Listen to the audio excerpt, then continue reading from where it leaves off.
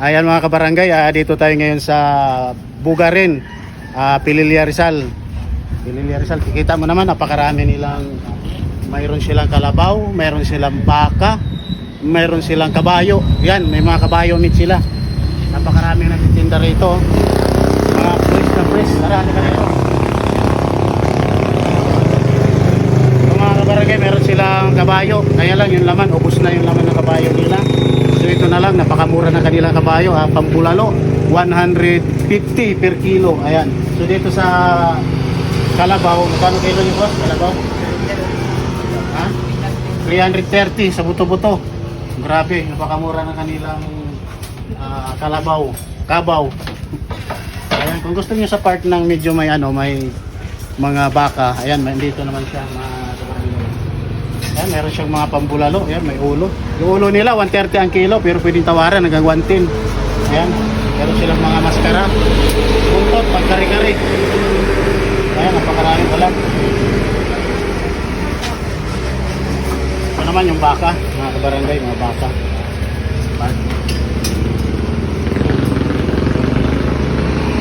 Napakaraming baka, napakasariwa, mga bagong katay. Dito lang yan sa may Bugarin, Bugarin Tanay. May windmill, yan, malapit sa windmill. Magkano sa ganito, boss, paanong baka? 240 po. 240 ang kilo. Magkano sa ulo sana, bossing? 130 po. Ang kilo, magkano ang kilo? 130? Pura na, no? Pwede pang tawaran yan. Ito kalabaw.